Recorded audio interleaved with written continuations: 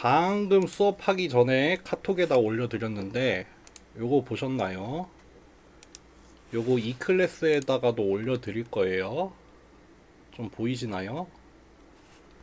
채점을 다 했고요. 제가 수요일까지, 저는 마감 데드라인이 있어야 움직이는 사람이라서 그때 지난주에 데드라인을 만들었죠. 이번 주 수요일까지 어떻게든 채점을 다 해오겠다.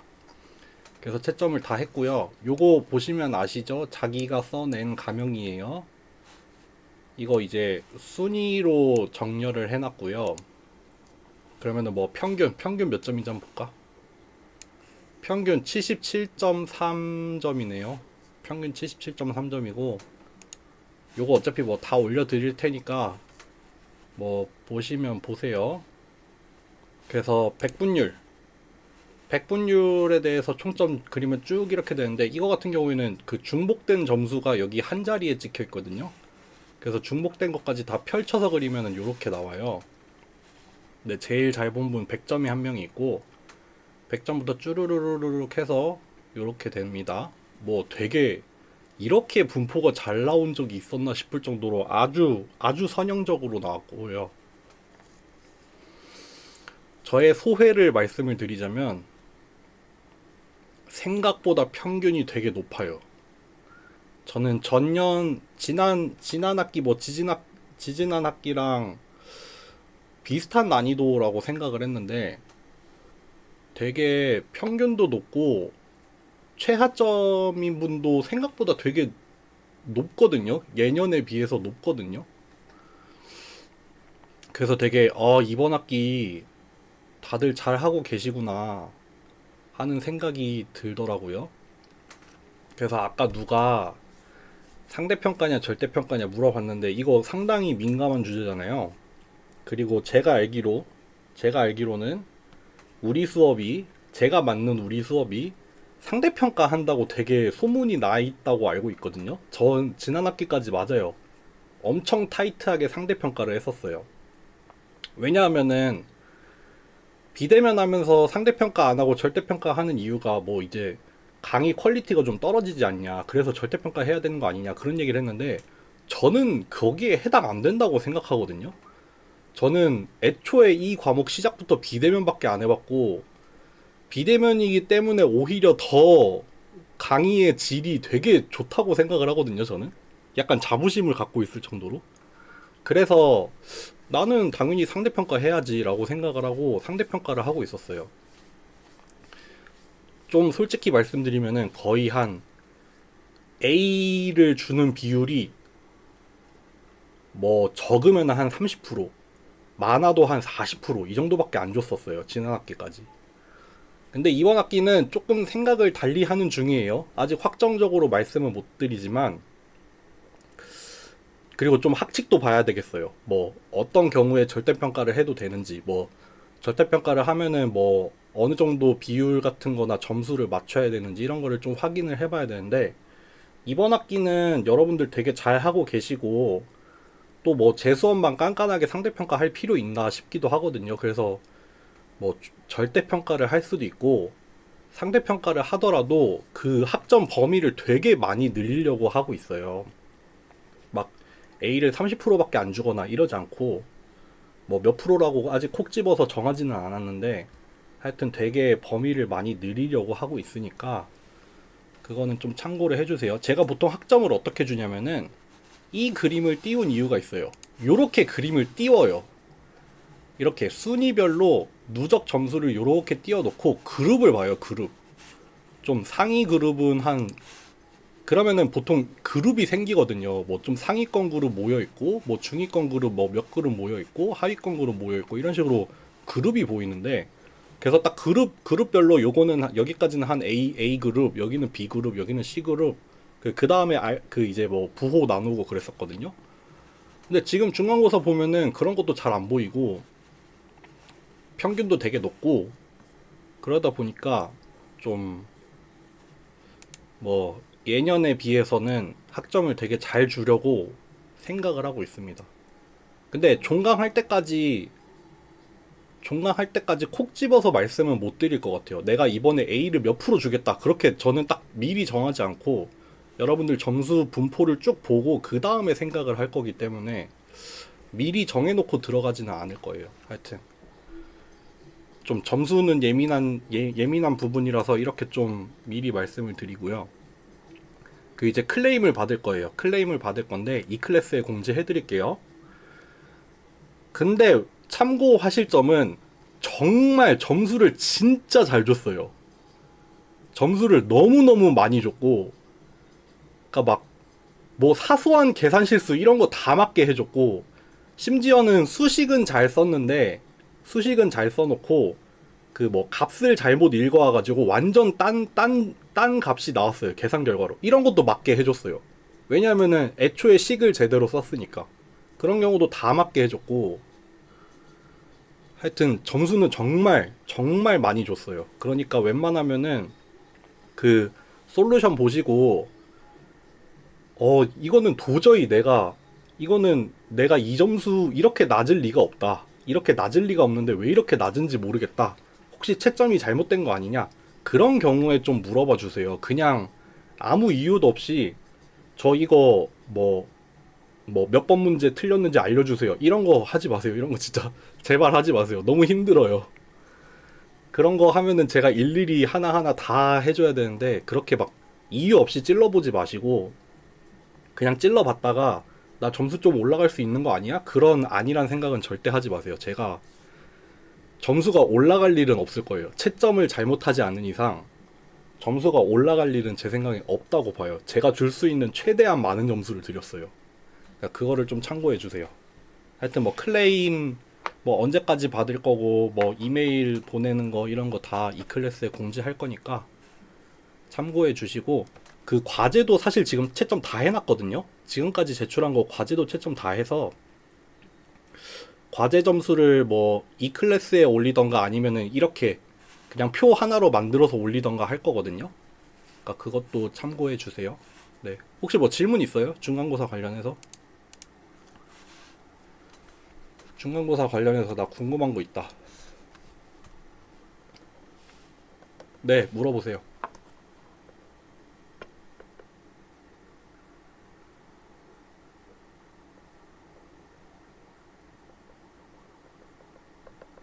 아, 그거 그레디언트 물어본 거 말하는 건가요? 그레디언트 부호? 일단 그 질문하신 분 저 기억하거든요. 그거는 맞았어요. 그거 부호 맞은 걸로 했어요. 그러니까 거기 제출하신 거 보면은 수식은 제대로 썼어요. 수식 같은 경우에는 부호를 제대로 맞춰서 썼는데 계산할 때 약간 실수로 부호를 틀렸더라고요. 근데 그 부분은 그냥 맞게 해드렸고,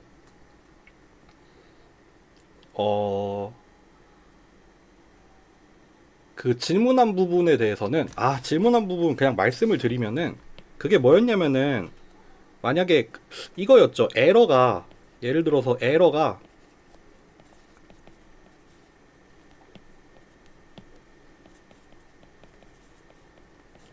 요렇게 정의를 할 수도 있고, 아이고, 부호를 바꿔서,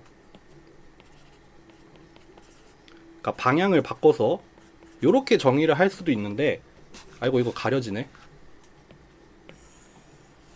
요렇게 부호를 서로 다르게 정의를 할 수 있는데, 이런 경우에 그레디언트는 어떻게 구해야 되냐? 어떤 경우가 됐든 그레디언트 디센트는 요게 맞아요. 요 방향으로 가는 게 맞아요. 코스트가 이거든 반에 둘 다 감소하는 방향으로 가야 돼서 마이너스를 붙이고 그레디언트를 구해야 되는데, 왼쪽 거나 오른쪽 거나 그레디언트를 구해보면은 요거 파라미터 세타에 대해서 미분하면은, 그냥 스토캐스틱으로 구해볼게요. 스토캐스틱 그레디언트 디센트면은 요거 나오잖아요. 이거 세타에 대해서 미분하면은 요거 나오잖아요. 얘도 세타에 대해서 미분하면은 한 다음에 마이너스 xi가 붙잖아요. 그러니까 두 개 그레디언트가 똑같아져요. 그러니까 에러를 뭐 창값에서 예측을 빼든가 예측에서 창값을 빼든가 둘 다 똑같이 그레디언트는 어차피 두 개가 동일하게 나와서 그 그레디언트를 넣어서 앞에 마이너스를 붙여서 하면 됩니다. 네, 질문은 그거였어요. 근데 제가 조금 시험 문제를 헷갈리게 된 게 그 강의 자료에서 에러를 구하는 거랑 그 시험 문제에서 에러를 구하는 거랑 두 개의 위치를 좀 바꿔서 냈더라고요. 그래가지고 조금 혼란이 온 분들이 있었던 것 같은데, 하여튼 그런 것도 어 하여튼 뭐 감안해서 채점했습니다. 제대로 푼 경우에는 다 맞게 해드렸습니다. 공동 점수는 어떻게 되냐는 게 무슨 말이에요? 공동 점수가 같은 사람은 학점 다 똑같아요. 네, 똑같은 점수인 사람들은 그 알파벳 학점은 다 동일하게 나갈 겁니다. 그 웬만하면은 만약에 바운더리에 걸쳐 있으면은 좋은 학점을 주려고 노력합니다. 네, 그거 물어보는 거 맞나요? 윤여민 학생. 네.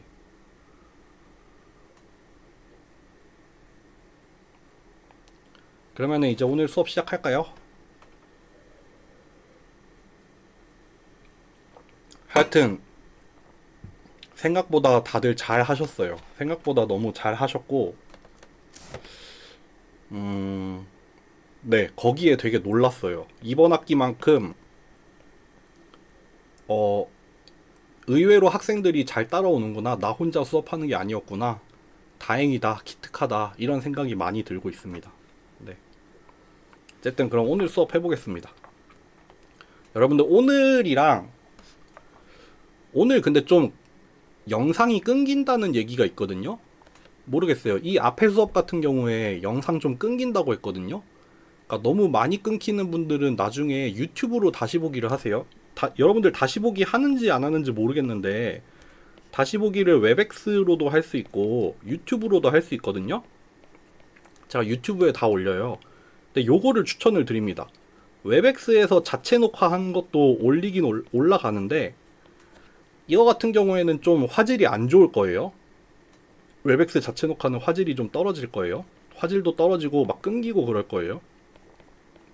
근데 유튜브에 올리는 거는 화질도 진짜 좋고 아마 끊기는 것도 전혀 없이 되게 좋을 거거든요. 그러니까 다시 보기 만약에 하시는 분들은 유튜브를 보는 걸 추천드립니다. 네. 어쨌든 시작할게요. 이번 주에 인포메이션 티어리를 하고 이제 다음 주에 두 가지를 다룰 건데 맥시멈 라이클리후드 에스티메이시랑 맥시멈 포스테리어리 에스티메이트를 할 거예요.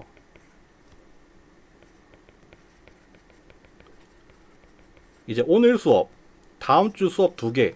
아마도 파이썬 실습은 없을 거예요. 왜냐하면은 되게 이론적인 내용이에요. 되게 이론적이고 특히 무슨 이론이냐면은 확률론이에요. 확률을 좀 여러분들이 알고 있는 그냥 그 확률 지식을 조금 더 이제 고급 레벨로 가려는 그런 과정이거든요. 뭐 인포메이션 티오리도 그렇고 다음 주에 하는 ML이나 MAP 같은 경우에는 이제 확률적인 추론에 대한 얘기예요.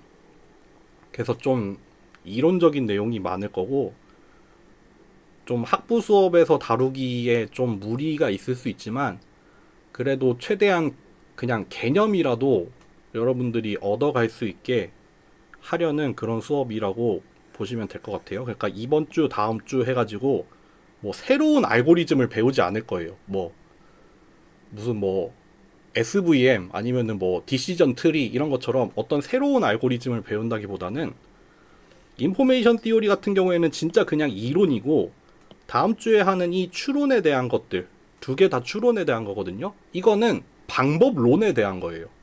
어떤 특정한 방법 내지는 알고리즘, 메소드를 말하는 게 아니라 어떤 일반적인 방법론에 대해서 얘기를 하는 거라서 하여튼 다음 주에 들어보시면 알게 될 거예요. 오늘은 일단 그 첫 번째로 인포메이션 티오리를 할 겁니다. 뭐에 대해서 얘기를 하냐면요. 엔트로피에 대해서 얘기를 할 거예요. 엔트로피 내지는 무질서도. 뭐 무질서도가 엔트로피죠. 그리고 뭐 정보량이라는 얘기를 할 거예요. 정보량. 그래서 이 이름이 인포메이션 띠오리거든요. 그래서 뭐 정보량에 대한 거, 도대체 확률이 정보량이랑은 무슨 상관이냐. 무질서도라고 하면은 그래도 확률이랑 관련이 있을 것 같아요. 근데 정보량은 그 도대체 무슨 소리냐. 그래서 엔트로피는 뭐고, 우리가 그리고 최종적으로 도착하려는 건 뭐냐면은 우리가 코스트 함수로 크로스 엔트로피라는 걸 사용을 했어요. 언제 사용을 했냐면은 로지스틱 리그레션에서 한번 크로스 엔트로피가 나왔었고, 나중에 뉴럴 네트워크 가면은 크로스 엔트로피가 또 나올 거예요. 그럼 크로스 엔트로피라는 게 도대체 뭐길래, 이게 인포메이션 티오리 측면에서 크로스 엔트로피라는 게 뭐고, 이거를 최소로 만든다는 게 도대체 무슨 뜻이냐. 그거를 이제 정보량이랑 무질서도라는 개념에서 엔트로피라는 걸 이해를 하고, 엔트로피를 통해서 크로스 엔트로피라는 게 뭔지를 좀 살펴보는 그런 시간이 될 거예요. 일단 해볼게요. 맨 처음에 들어가는 걸로는 우리 로지스틱 리그레션 했을 때 코스트 함수로 우리가 미니마이즈 하고 싶었던 코스트가 있었는데, 걔를 뭐 네거티브 로그 라이클리후드라고 했어요. 뭐 라이클리후드라는 걸 정의를 해서, 이번에 시험에도 나왔죠. 라이클리후드라는 걸 정의를 해서 이게 클수록 좋은 값인데, 여기에다가 로그를 취하고 음수를 붙여서 이제 작을수록 좋은 값으로 만들었죠. 그래서 작을수록 좋은 값을 만들어 놨는데, 요게 네거티브 로그 라이클리후드가 이거죠.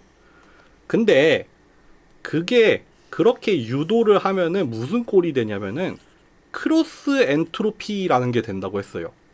근데 크로스 엔트로피가 뭔지 자세하게 설명은 안 하고 일단 넘어가고 다음에 다시 자세하게 얘기하기로 했었거든요. 그게 오늘이에요. 크로스 엔트로피 한번 기억을 해볼게요. 이게 어떻게 생겼냐면은 이렇게 타겟 밸류랑 요 y에다가 로그를 취한 거가 있었어요. 이게 어떻게 생겼냐면은 그때yn이 어떻게 되냐면은 로지스틱 함수에다가 요거를 이렇게 넣어서, 그러니까 우리의 파라미터에다가 내적을 한 다음에 로지스틱 그 시그모이드 함수에다가 넣어서 결과가 나오는데, 얘가 0과 1 사이의 실수라고 했었어요. 0과 1 사이의 실수가 나와서 얘를 뭐라고 삼겠다? 어떠한 샘플이 C1이라는 클래스에 속할 확률로 해석을 하겠다. 그리고 1-yn 같은 경우에는 C2라는 클래스에 속할 확률로 따지겠다. 그래서 얘가 만약에 0.7이 나오면 얘가 0.3이 나오죠. 그래서 1번 클래스에 속할 확률을 70%, 2번 클래스에 속할 확률을 30%라고 보겠다고 했어요. 그리고 이런 경우에 대해서 우리가 타겟 밸류를 만들었어요. 타겟 밸류가 플러스 1 또는 0이었어요. C1에 속할 때는 플러스 1이고 C2에 속할 때는 0으로 보겠다고 했었어요. 그래서 이 타겟 밸류는 0 또는 1로 정수로 주어지고, 여기 뒤에 들어가는 이 yn 같은 경우에는 0에서 1 사이에 실수가 나왔어요. 그랬었거든요. 근데 이거를 어떻게 보냐면은 이 타겟 밸류를 일종의 확률 분포로 한번 봅시다. 확률 분포로 봐서, 그러니까 확률 분포로 보자는 게 무슨 말이냐면은, 여기 우리가 예측값으로 나오는 우리의 프리딕션 yn이라는 게 어떤 샘플이 C1에 속할 확률이라고 했잖아요. 확률. 그러면은 가장 좋은 경우에, 아주 예측을 완벽하게 하는 경우라고 하면은, 만약에 타겟 밸류가 플러스 1인 경우에는 얘는 1이 나오고 얘는 0이 나오면 좋겠죠. 그쵸? 타겟 밸류가 플러스 1이라는 거는 C1 클래스에 속한다는 말이니까, 우리가 C1일 확률을 100%로 예측을 하고 C2일 확률을 0%로 예측하는 게 제일 좋을 거예요. 그쵸? 마찬가지로, 아니 반대로, 만약에 타겟 밸류가 0이에요. C2 클래스에 속해요. 그러면 우리의 예측은 0, 얘가 1이었으면 좋겠어요. 100%의 확신을 가지고 얘는 C2 클래스에 속한다라고 예측을 했으면 좋겠어요. 여기까지 좀 이해가 되세요? 그러면은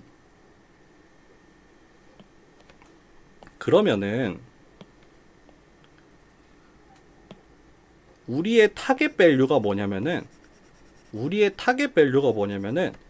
요 값, 우리가 C1으로 예측하는 이 값, 얘를 얘처럼 만들고 싶은 거예요. 그러니까 C1에 속하는 경우에는 타겟 밸류가 플러스 1이 될 거니까 얘도 플러스 1이 됐으면 좋겠어요. 마찬가지로 다시 했던 얘기인데 C2에 속하는 경우에는 얘가 타겟 밸류처럼 0이 됐으면 좋겠어요. 그러니까 비록 얘는 정수고 얘는 실수지만, 얘는 실수로서 어떤 확률 값이 나오지만 우리가 예측을 할 때 최대한 100%의 확신을 갖고 이런 값이 나왔으면 좋겠다라는 거예요.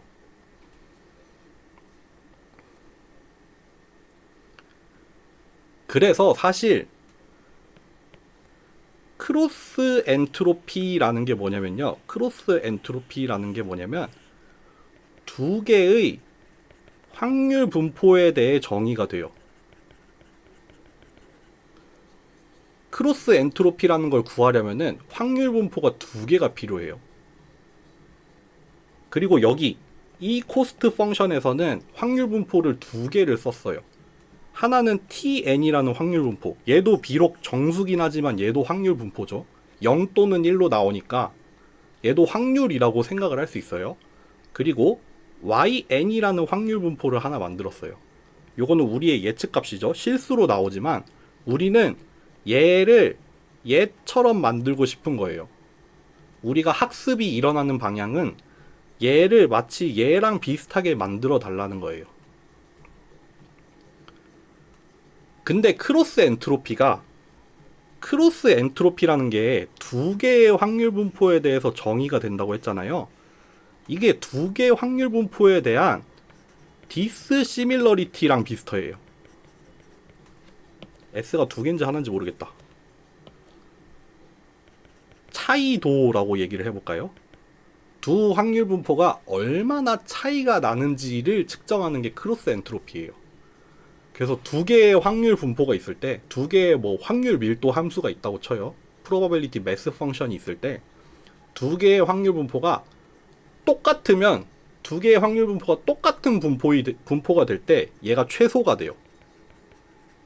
두 개의 확률 분포가 똑같을 때 최소가 되고, 두 개의 확률 분포가 다르면 다를수록 커지는 값이에요. 크로스 엔트로피라는 거는. 그렇기 때문에 우리가 크로스 엔트로피라는 거를 여기서 코스트로 사용을 한 거고, 이 코스트로 크로스 엔트로피를 사용을 한 게 TN이라는 타겟 밸류를 일종의 확률 분포로 보고, YN이라는 또 다른 확률 분포를 우리가 이제 변화시킬 수 있는 값으로 만들 건데, 이 YN을 마치 TN이라는 확률 분포랑 동일하게 만들고 싶은 거예요. 점점 더 가깝게 만들고 싶어요.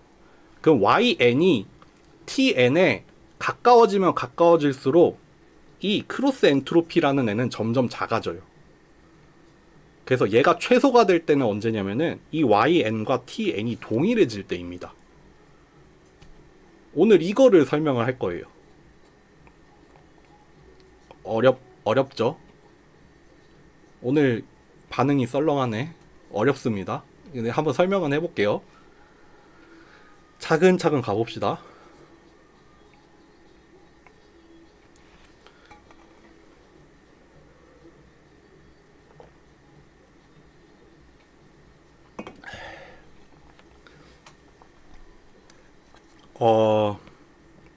먼저 엔트로피라는 걸 설명을 해볼게요. 엔트로피를 설명을 하기 위해서 이렇게 랜덤 베리어블 X가 있을 때 두 개의 확률 분포가 있다고 해봅시다. 하나는 이렇게 생겼어요. 다른 하나는 이렇게 생겼어요. 둘 다 확률 분포예요. 확률 밀도 함수라고 합시다. 얘를 뭐 P1X라고 하고, 얘를 P2X라고 합시다. 여러분들, 이런 관점에서 생각을 해보세요. 우리가 P1이라는 분포에서 랜덤으로 샘플을 추출을 해요. 이런 분포를 따르는 랜덤 샘플을 뽑아봐요. 그리고 이런 빨간색 분포를 따르는 랜덤 샘플을 추출을 한다고 해요. 그러니까 무작위로 숫자를 뽑아내는 거예요.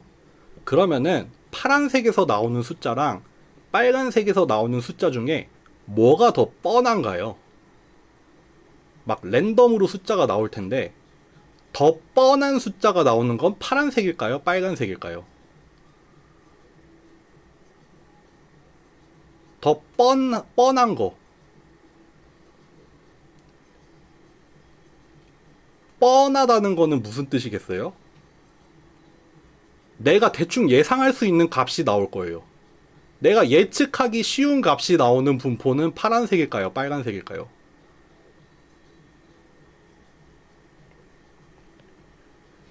예를 들어서 여기 평균이 50이라고 합시다. 만약에 파란색 분포에서 값들을 랜덤으로 뽑으면은 막 49, 47, 51, 53, 뭐 48, 52 이런 값들이 나오겠죠. 근데 P2에서 뽑으면 어떻게 나와요? 뭐 31, 62, 53, 뭐 34, 47, 뭐 이렇게 나오겠죠. 뭐가 더 뻔해요? 어떤 값들이 더 뻔한가요? 이제 다시 물어볼게요. 더 뻔한 애들은 뭐예요? 지금 약간 분분했는데 파란색이 뻔하죠. 뻔하다. 뻔하다라는 거는 무슨 뜻이냐면은 무작위성이 낮다는 거예요. 덜 무작위하다는 뜻이죠. 반대로 덜 뻔하다. 무작위성이 높다는 뜻이죠. 되게 랜덤하다는 뜻이에요. 그렇죠. 그러니까 우리는 사실 확률 분포가 주어졌을 때 어떤 확률 분포가 주어졌어요. 예를 들어서 이런 확률 분포가 이렇게 주어져요. 그러면은 우리는 그 확률 분포에 무작위성을 계산을 할 수가 있어요. 그거를 어떻게 계산을 하냐면은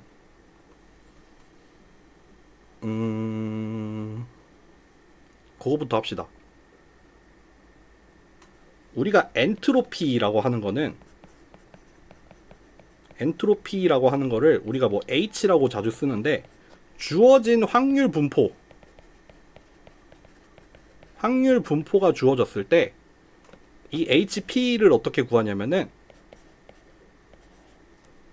기대값을 취해요. 평균을 취해요. 평균을 취하는데 뭐에 대해서 평균을 취하냐면은 마이너스 로그 P에다가 평균을 취해요. 근데 우리 평균을 취할 때 예를 들어서 X에 대해서 평균을 취한다라고 하면은 이 X에다가 그 확률을 다 더해서 구하잖아요. 마찬가지로 마이너스 로그 P에 대해서 평균을 취한다는 거는 마이너스 로그 P에다가 여기다가 이제 PX를 곱해서 가능한 X를 다 더하겠다 이런 뜻이거든요. 그러니까 실제 식으로 probability mass 펑션에 대해서 실제 식으로 쓰면은 요렇게 나와요. 여기 나와 있죠. 요렇게 구하는 게 우리가 엔트로피라고 하고, 이 엔트로피가 의미하는 게 뭐냐면은 평균 무질서도예요. 무질서도. 그러니까 무질서도라는 게 확률이 크면은 무질서도가 낮아지죠. 반대로 확률이 낮아지면은 무질서도가 올라가요. 그래서 마이너스 로그 P를 그리면 이렇게 생겼어요. 주어진 P에 대해서 마이너스 로그 P라는 거를 그리면 이렇게 생기거든요. 얘를 우리가 무질서도라고 해요. 왜 하필이면 로그를 씌웠는지 거기까지는 안 하겠는데, 하여튼 P가 크면 클수록 줄어드는 값. 그래서 주어진 P에 대해서 마이너스 로그 P를 하면은 무질서도가 돼요. 그래서 그 무질서도를 평균을 낸 거예요. 전체 영역에서 전체 확률에 대해서 무질서도의 평균을 내서 우리가 평균 무질서도라고 불러요. 그거를 우리가 엔트로피라고 해요. 그러니까 결국 우리가 요렇게 확률 분포가 주어지면은 우리가 평균을 구할 수 있잖아요. 그거 구하듯이 얘도 이렇게 구할 수 있어요. P1이 주어지면은 우리가 그냥 기대값 구하는 것처럼 평균 무질서도도 구할 수 있어요. 결정이 돼요. 결정이 됩니다. 마찬가지로 P2에서도 우리가 평균 무질서도 엔트로피를 구할 수 있어요. 그러니까 얘는 파란색 분포는 엔트로피가 낮아요. 얘가 평균 무질서도니까. 실제로 구해보면 낮아요. 빨간색에 대해서 엔트로피를 구해보면은 얘는 높아요. 평균 무질서도니까. 여기까지 좀 되나요?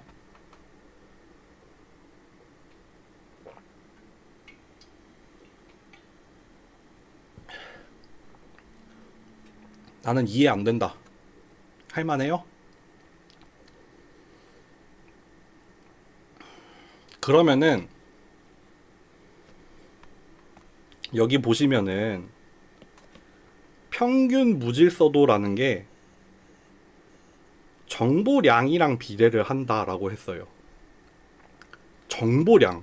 우리가 정보량이라는 얘기는 아직 한 번도 한 적이 없는데 무질서도라는 게 정보량이라는 거랑 비슷한가 봐요. 뭔진 모르겠는데 무질서하면 무질서할수록 정보량도 많다. 뭐 이런 뜻이겠죠. 여기서도 설명을 할 수 있어요. 한번 설명을 해볼게요.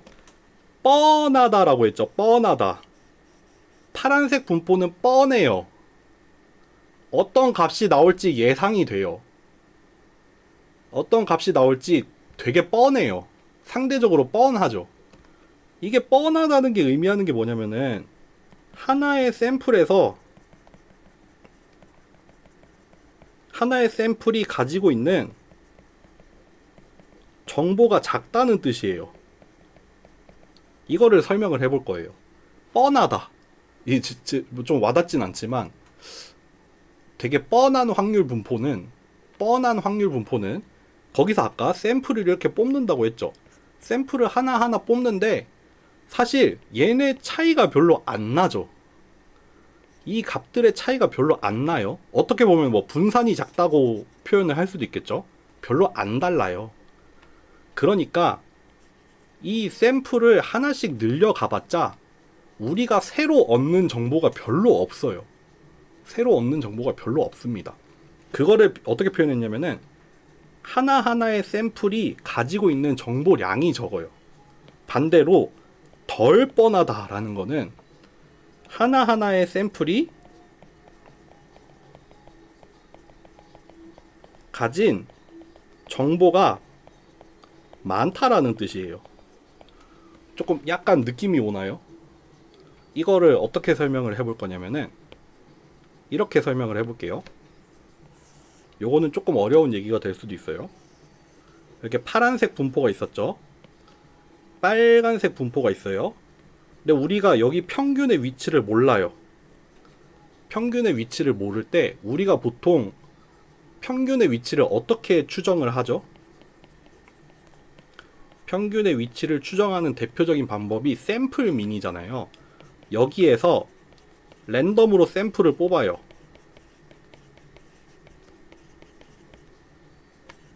이렇게 랜덤으로 샘플을 1개, 2개, 3개, 4개, 5개, 6개 막 점점 늘려가요. 늘려가면서 요렇게 평균을 구할 수 있잖아요. 얘네들을 산술 평균을 내서 우리가 이 값을 추정을 하려고 하잖아요. 이거 사실 다음 시간에 나오는 얘기긴 해요. 마찬가지로 P2라는 분포에서도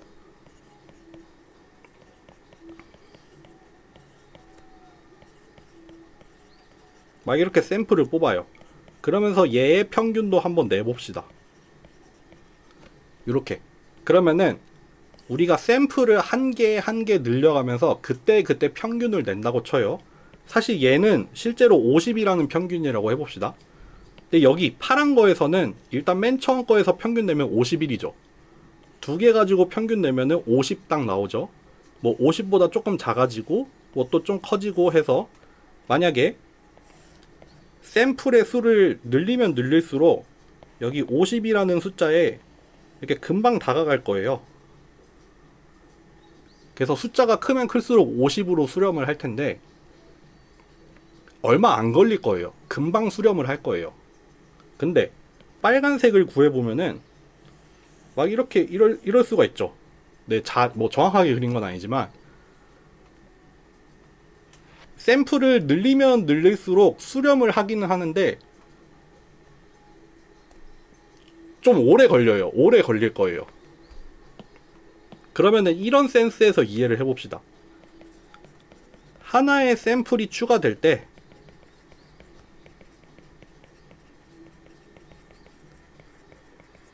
평균을 추정을 하잖아요.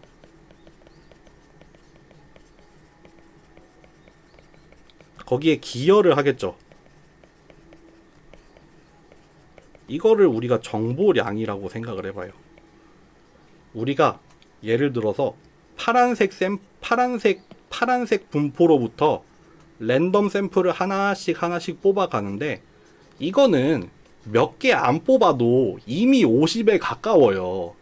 이거는 뻔하잖아요. 파란색 분포는 뻔하니까 이거 그냥 하나하나 추가할 때마다 별로 그렇게 극적으로 새로워지는 건 없어요. 샘플이 하나하나 늘어도 어차피 50 근처에서 조금 왔다 갔다 하는 거니까 새로운 정보가 그렇게 많이 더해지지 않아요. 왜냐면 뻔하니까. 근데 빨간색 샘플 같은 경우에는 우리가 얘를 향해서 추정을 해갈 텐데 처음 몇 개 샘플을 뽑아보면은 아직 감이 안 오죠. 처음에 몇 개 샘플을 보면 감이 안 오는데 이게 하나하나 추가되면 추가될수록 점점 50에 가까워질 거예요. 그러니까 여기서 뽑히는 샘플 하나하나는 얘에 비해서 역할이 커요. 기여를 많이 해요. 추론을 하는 입장에서 기여하는 바가 큽니다. 그거를 뭐라고 표현을 한다? 정보량이 많다. 더 많은 정보를 가지고 있다. 그렇게 표현을 합니다. 그래서 다시 설명을 하면은 결국 이 키워드로 설명을 하고 있어요. 파란색 분포는 빨간색 분포에 비해 뻔해요. 그러니까 덜 무작위해요. 랜덤한 정도가 적어요.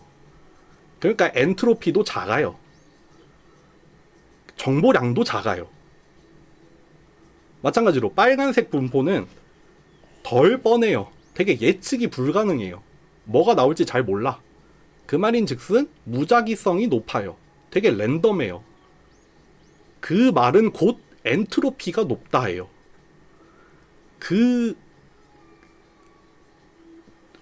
호진씨 다음 페이지 보고 온 거 아니죠? 여기 나와 있어요. 엔트로피가 최대가 되는 확률 분포는 이미 알려져 있어요. 디스크리트한 랜덤 베리어블인 경우에 유니폼 디스트리뷰션이 엔트로피가 최대예요. 요거는 조금 이해하기 어렵죠. 컨티뉴어스인 경우에는 가우시안이 최대인데 그거는 제끼고 유니폼한 확률 분포 이렇게 생겼잖아요. 확률이 모든 경우에 대해서 똑같은 경우 이때 엔트로피가 최대예요. 디스크리트한 랜덤 베리어블은 유니폼 디스트리뷰션에서 무작위성이 가장 높아요. 말이 통하죠. 센스가 맞죠. 요렇게 이해를 하시면 됩니다. 어렵죠. 어려운데 어려운 거 알아요. 마치 우리 컨벡스 옵티미제이션을 했던 그런 느낌일 것 같아요. 그치만 최대한 심플하고 최대한 간단하게 설명을 해보려고 했어요. 넘어가도 될까요?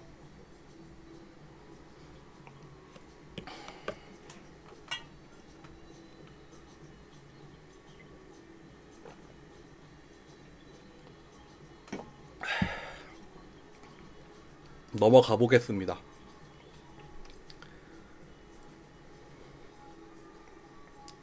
그래서 이게 여러분들 사실 이 정보량이라는 개념을 통해서 되게 좀 확률이나 확률적인 추론에 대해서 조금 고급 이론이 많이 유도가 돼요. 고급 이론도 많이 유도가 되고, 또 머신러닝에서도 이제 엔트로피나 뭐 정보량 이런 걸 통해서 뭐 추론 같은 걸 해요. 뭐 예를 뭘 들면 좋을까? 뭐 베리에이셔널 어프록시메이션이라는 게 있거든요. 그거는 뭐 이제 확률 분포를 추론을 하는 건데, 그것도 이제 뭐 엔트로피를 통해서 설명을 하고 그래요. 그러니까 결국 이게 뭐냐면은, 우리가 학부 때 배우는 확률이 있잖아요. 학부에서 배우는 확률 통계가 있을 거고, 이제 이게 대학원 수준으로 넘어가잖아요. 그 길목에 있는 개념 중에 하나가 엔트로피예요. 엔트로피고 인포메이션이에요. 그러니까 우리가 그냥 여기서 배우는 거는 뭐 배우지? 제가 학부 때 확률 뭐 배웠는지 잘 모르겠는데, 하여튼 우리가 지금 써먹고 있는 거 배우잖아요. 근데 이제 요 좀 어드밴스드 된 레벨로 넘어가려면은 반드시 통과해야 되는 관문 중에 하나가 엔트로피, 뭐 인포메이션. 만약에 확률이면은 그런 거고, 이제 추론의 측면에서는 뭐 이제 다음 시간에 할 ML이나 MAP, 뭐 여기서 더 나가면 이제 베이지안으로 나갈 수도 있고, 또 뭐 베리에이셔널 어프로시메이션 이런 거, 뭐 이런 것도 있고, 여기서는 뭐 이피션트 에스티메이터 이런 거 나오거든요. 나중에 궁금하면 찾아보세요. 뭐 이런 토픽들로 넘어가요. 머신러닝의 좀 고급 스킬들, 거기로 가는 길목에서 필요한 개념이라서, 여러분들 머신러닝 이거 수업 듣고 있잖아요. 뭐 어떤 분들은 학부에서 끝날 거고, 아니면 어떤 분들은 전공을 더 할 거고, 뭐 회사에 가서 할 수도 있고 학교에서 할 수도 있고 한데, 결국 뭐 머신러닝을 전공으로 삼는다라고 하면은 언젠간 들을 얘기예요. 언젠가 반드시 지나야 되는 길목이라고 보시면 됩니다. 넘어가 보겠습니다. 그러면은 엔트로피가 뭔지는 알겠어. 엔트로피는 지금까지 설명한 대로 하면은 확률 분포 한 개에 대해서 말하는 거예요. 주어진 확률 분포가 하나가 있을 때 그 확률 분포에 대해서 뭐 엔트로피가 어쩌고 뭐 이런 얘기를 해요. 그러면은 이제 간단하게 크로스 엔트로피가 뭔지만 보고 넘어가 볼게요. 우리가 엔트로피는 뭐였냐면은, 주어진 하나의 확률 분포에 대해서 걔를 로그 취한 거에다가 확률을 곱해가지고 기대값을 구하는 거였죠. 요게 엔트로피였어요. 하나의 확률 분포, 여기서는 P만 가지고 구하죠. Px라는 함수가 주어져 있으면은 엔트로피를 구할 수 있어요. 크로스 엔트로피는 뭐냐면은, 두 개의 확률 분포가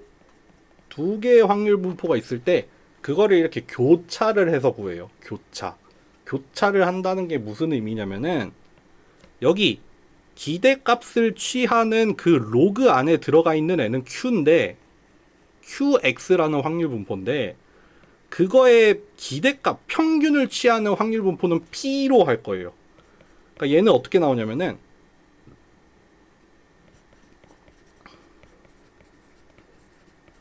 요렇게 돼요.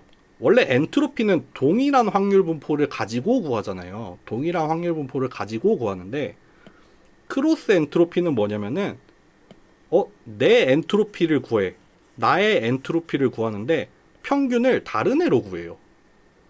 그러니까 서로 다른 두 개의 분포를 가지고 이렇게 교차로 구하는 거예요. 요렇다 보니까 당연히 이거는 자리를 바꾸면은 동일하지 않습니다. 교환이 성립 안 돼요. 두 개의 자리를 바꾼다고 항상 같은 값이 나오지 않겠죠. 같은 값이 나올 수도 있지만 일반적으로는 같은 값이 안 나와요. 교환이 안 됩니다. 어쨌든 크로스 엔트로피라고 하면은 두 개를 교차해서 구하는 거예요. 여기까지는 아직 그 아까 맨 처음에 나왔던 코스트 펑션으로서의 크로스 엔트로피는 아직 설명을 못했어요. 차차 해볼게요. 렐러티브 엔트로피라는 것도 있어요.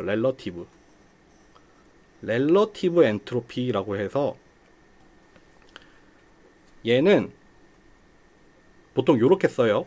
이거 다른 이름이 뭐냐면은 KL 다이버전스라고 해요. 이거는 뭐 사람 이름 같아요. 뭐 쿨백 레이블러라는 뭐 그거를 줄여서 KL이라고 하는데 KL 다이버전스라고도 얘기를 하고 또는 렐러티브 엔트로피라고도 얘기를 해요. 그러니까 KL 다이버전스이기 때문에 줄여서 이렇게 DKL이라고 썼겠죠. 어찌 됐던 간에 보통 이렇게 써요. 얘도 확률 분포 두 개가 필요해요. P랑 Q를 필요로 하는데 확률 분포가 두 개가 필요한데 얘는 뭐냐면 기대값을 얘로 구해요. 기대값을 얘로 구하는데 이 무작위도를 구하는데 무작위도를 구할 때 Q분의 P로 구해요. 그러니까 둘 사이에 어떤 그 상대적인 레이쇼잖아요. 그 확률의 레이쇼를 가지고 구하는 거예요. 그러니까 특정한 확률 분포 하나가 아니라 원래는 로그 P였잖아요. 아니면 로그 Q였잖아요. 근데 그게 아니라 로그 Q분의 P로 구할 거예요. 무작위성을 구하는데 두 개 사이의 비율로 구할 거예요. 너무 심오하게 들어가지 맙시다. 비율로 구한다. 이것도 이제 구해보면은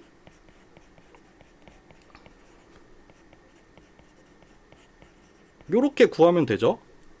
P랑 Q가 주어졌을 때 이거 구할 수 있죠. 뭐 풀어서 쓰면은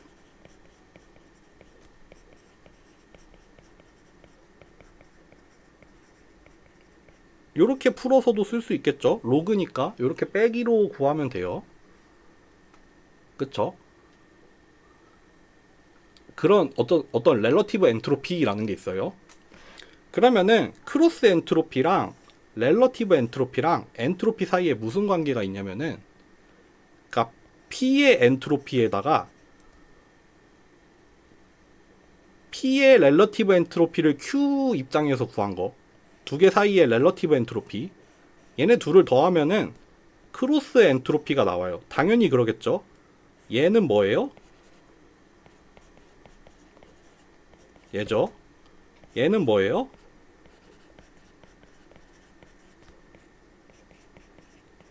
얘였죠.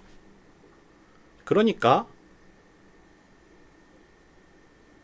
잠깐만 이거 뭔가 좀 이상하다.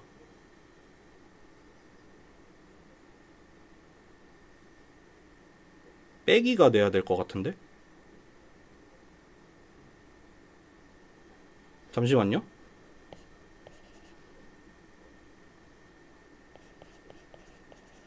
요렇게 나오잖아요.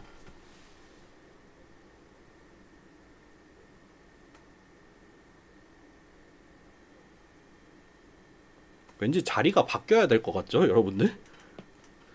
이거 잘못 쓴 것 같아. 다시 씁시다.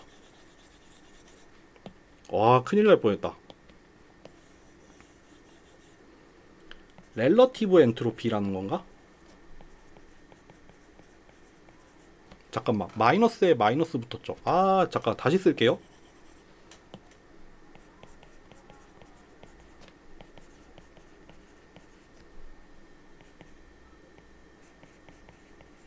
요거죠. 얘는 뭐였죠? 여기가 빼기가 돼야 되죠. 그러니까 HP 빼기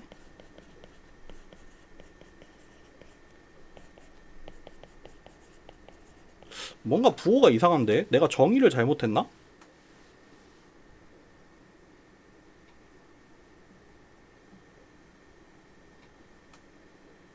그러면은 마치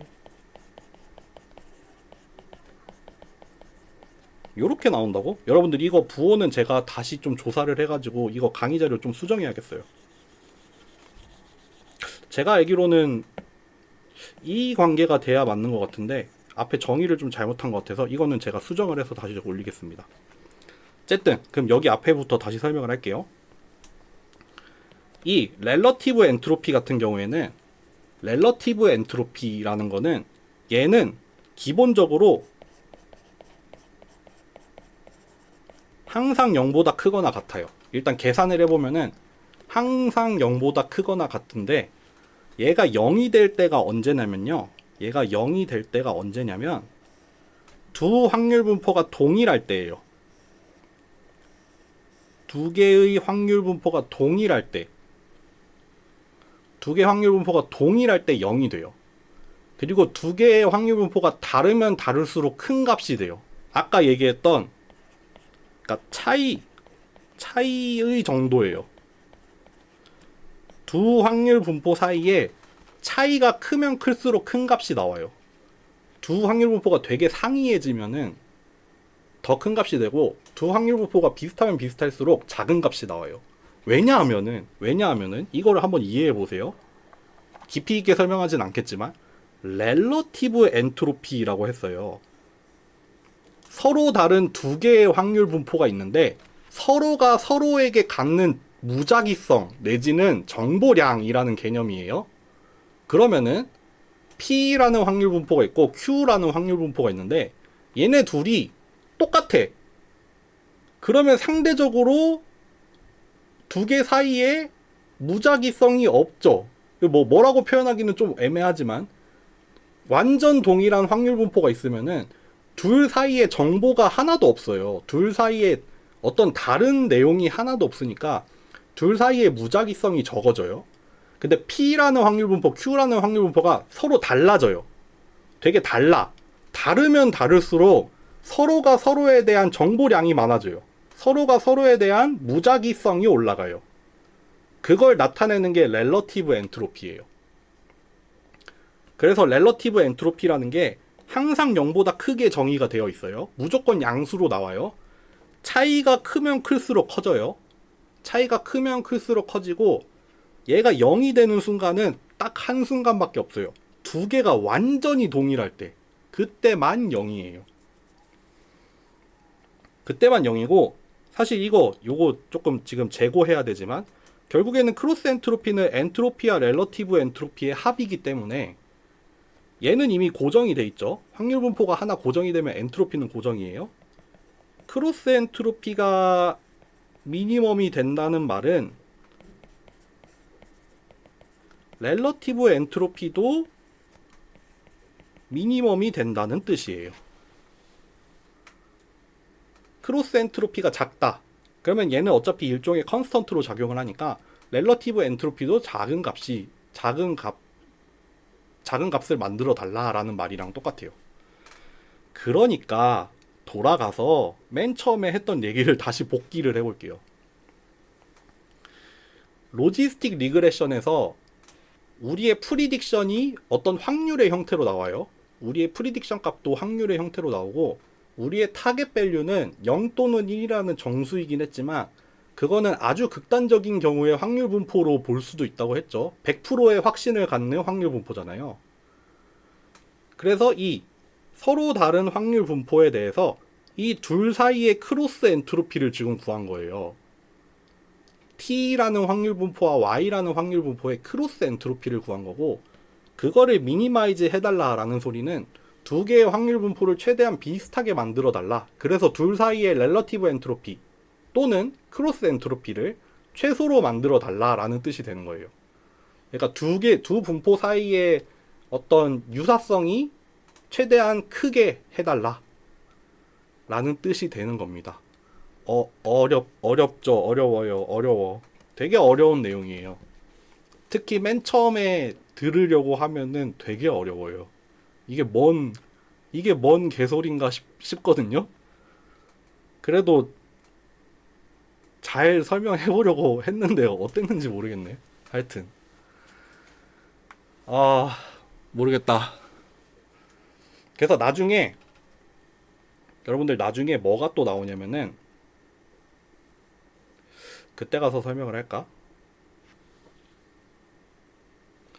그 뉴럴 네트워크를 하면은 뉴럴 네트워크 한 다음에 제일 마지막에 소프트맥스 레이어라는 걸 둬요. 그래서 최종적으로 얻어지는 게 뭐냐면은 확률이에요. 확률. 이게 무슨 확률이냐면은 클래시피케이션인 경우에는 각 클래스에 속할 확률이 나와요. 이거는 나중에 뉴럴 네트워크 할 때 자세하게 할게요. 뉴럴 네트워크를 막 레이어 바이 레이어로 거친 다음에 맨 마지막에 소프트맥스 레이어를 둬요. 그럼 소프트맥스 레이어를 거치고 나오면은 확률 값이 나와요. 뉴럴 네트워크의 최종 결과물로 확률이 나와요. 마치 로지스틱 리그레션처럼. 그러면은 여기서 나오니 예측이 되는 확률 값이랑 우리가 참값으로 가지고 있는 어떤 타겟 밸류가 있겠죠.